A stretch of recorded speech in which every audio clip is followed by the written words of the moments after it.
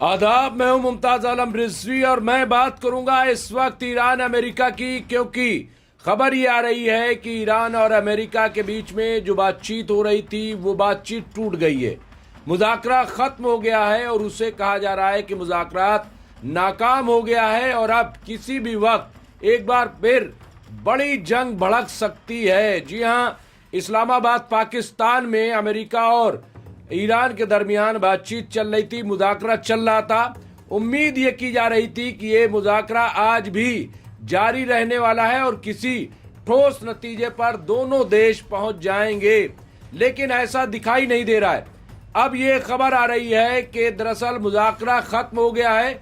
America का जो delegation है वो अमेरिका लौट गया है। हालांकि पाकिस्तान के जो वजीर आज़म हैं वो गुजारिश कर रहे थे अमेरिका से कि रुक जाए।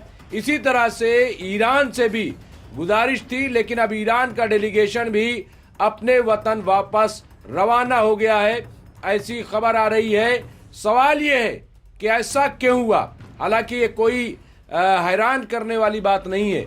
हमें तो पहले ही यकीन था कि जिस तरह की बातचीत हो रही है, नहीं लग रहा है कि उसमें ईरान जो है वो अमेरिका की शर्तों को मानेगा या अमेरिका ईरान की शर्तों को मान लेगा, जबकि अमेरिका दिखावा कर रहा था। अमेरिका जिन दो शर्तों को ईरान ने रखा था सबसे पहले, यानी ये कि मुज़ाकरा उसी वक्त होगा कि पहले मेरी दो शर्तें मानी जाएं, ईरान ने पहले ही रखी थी। पहली शर्त ये थी कि लेबनान पे हमला रोका जाए और दूसरी शर्त ये थी कि उनकी जो भी इमलाक फ्रीज की गई हुए उन्हें बहाल कर दिया जाए, और इस पे अमेरिका ने सहमति जताई थी। अमेरिका ने कहा था ठीक है, लेकिन ना तो लेबनान पे पूरी तरह से हमला रुका और ना ही जो फ्रीज इनकी इमलाक थी उसे छोड़ा, रिलीज किया गया, जबकि कहा गया था हाँ हमने ये बात मान ली है। और उसके बाद ही ईरान डेलीगेशन पाकिस्तान पहुंचा था, तो उसके बाद से ही लग रहा था कि बात बनने वाली नहीं है। लेकिन बातचीत शुरू हुई कल काफी देर तक, तकरीबन 4 घंटे दो शिफ्टों में अमेरिका और ईरान के बीच में बातचीत हुई। पहले 2 घंटे, उसके बाद 2 घंटे। पहले 2 घंटे की जो बातचीत हुई, बताया जा रहा है कि वो आमने सामने की बातचीत नहीं थी, लेकिन ब्रेक के बाद आमने सामने दोनों जो डेलीगेट्स हैं वो बैठे थे। अब लग रहा था कि बातचीत हो जाएगी, लेकिन बातचीत बनी नहीं। दरअसल ईरान जो है अपनी डिमांड को लेकर के बैठा हुआ था। अपनी डिमांड उसी अंदाज से रखा जैसा कि उसने कहा था। पहली डिमांड उसकी जो न्यूक्लियर है कि हमारा न्यूक्लियर प्रोग्राम जारी रहेगा, उसको हम नहीं छोड़ सकते। ईरान ने कहा कि ये नहीं छूटेगा। दूसरा ये कि जो हमारा स्टेट ऑफ हुर्मुस है वो हमें उसी तरीके से हमें कंट्रोल चाहिए और उस पर कानून बनाया जाए। इसके साथ ही उन्होंने कहा कि जो हमारा नुकसान हुआ है जंग के दौरान उसकी भरपाई अमेरिका करे, अगर नहीं करेगा तो फिर कोई मतलब नहीं। इसके साथ साथ कहा कि जो जंगबंदी है वो जंगबंदी सिर्फ ईरान, अमेरिका, इजराइल के बीच में नहीं होगी, बल्कि पूरे क्षेत्र में, पूरे मिडिल ईस्ट में ये जंगबंदी को लागू करना पड़ेगा। तो ये तमाम जो डिमांड्स थी वो सामने रखी अमेरिका के, और कहा कि इसमें कोई कंप्रोमाइज नहीं हो सकता, इसे हम नहीं छोड़ सकते। तो ईरान पूरी मजबूती के साथ अपनी बातों को ईरान ने रखा। यहाँ पे देखिए कि जंग हर जगह से खत्म होगा। अब यहाँ पे ये कहा जा रहा है कि कभी भी जंग शुरू हो सकती है, कभी भी जो है हमला हो सकता है, ऐसा कहा जा रहा है। तो ईरान ने भी अपनी पूरी तैयारी कर रखी है। ईरान ने कहा कि हम जंग से घबराते नहीं हैं, हम जंग के लिए तैयार हैं और उसी अंदाज से जंग होगी, लेकिन अगर हमारी शर्तों को माना गया तो बातचीत होगी। ईरान ने यह भी कहा, ईरान के जो वजारत खारजा के तर्जुमान है बकाई इस्माइल बकाई, उन्होंने बाकायदा एक प्रेस नोट जारी करके पूरी तफसील बयान की है कि आखिर अमेरिका क्या चाहता है। दरअसल ईरान का कहना यह है कि अमेरिका गैर कानूनी मुतालबात हमसे कर रहा था, वो हम नहीं मान सकते। कि ईरान को, जाहिर सी बात है कि कोई मुल्क किस तरह से अपने आप को डेड कर लेगा, अपने आप को खत्म कर लेगा। ईरान क्यों ऐसा करेगा? ईरान हरगिज ऐसा नहीं करेगा, उन्होंने कहा।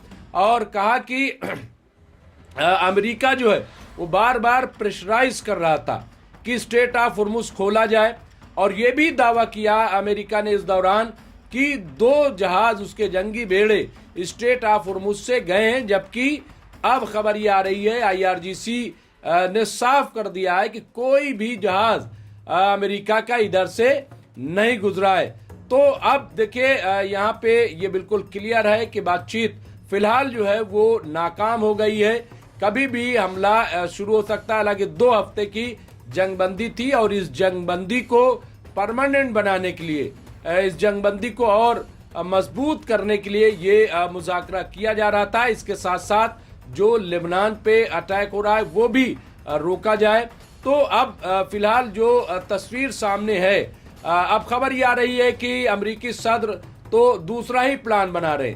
तो बनाए प्लान, ईरान भी अपना प्लान बना रहा है। ईरान जो है वो खामोश नहीं बैठा है, क्योंकि इस दौरान ईरान जो है वो काफी स्ट्रांग हुआ है। कई ऐसा बताया जा रहा है कि चीन से बड़े पैमाने पर इस दौरान जो है वो एयर डिफेंस सिस्टम और दूसरी चीजें पहुंची हैं। 4 कार्गो प्लेन जो है वो ईरान पहुंच चुके हैं। तो ईरान भी ऐसा नहीं है कि बिल्कुल से खामोश बैठा है और ईरान जो है वो हर बात को मान लेगा। तो ईरान डेलीगेशन भी अब पाकिस्तान से रवाना हो रहा है। हालांकि पाकिस्तान अब भी कोशिश कर रहा है कि किसी तरीके से कोई बात बन जाए, लेकिन अब साफ साफ दिखाई दे रहा है। दरअसल ईरान का कहना है कि अमेरिका पे भरोसा नहीं किया जा सकता। इससे पहले जून 2025 में जब बातचीत चल रही थी तो अमेरिका ने अटैक किया। फिर अभी देखिए हमने दूसरे मरहले में भी बात करने की कोशिश की। 28 फरवरी को फिर हमला कर दिया, जबकि 3 राउंड की बात हो चुकी थी। तो अमेरिका पे यकीन नहीं किया जा सकता और अमेरिका की गैर कानूनी बातों को नहीं माना जा सकता। ये बिल्कुल क्लियर जो है वो कर दिया गया है।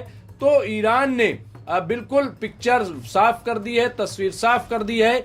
ईरान जंग के लिए तैयार है, ईरान कुर्बानी देने के लिए तैयार है। और इधर जो ईरान के सुप्रीम लीडर हैं आयतुल्लाह मुज्तबा खामनाई, उन्होंने भी ये कहा है कि हमारे लोग अभी भी सड़कों पे हैं, मैदान में हैं, वो अंदर नहीं गए, हमारी फौज जो है वो मैदान में।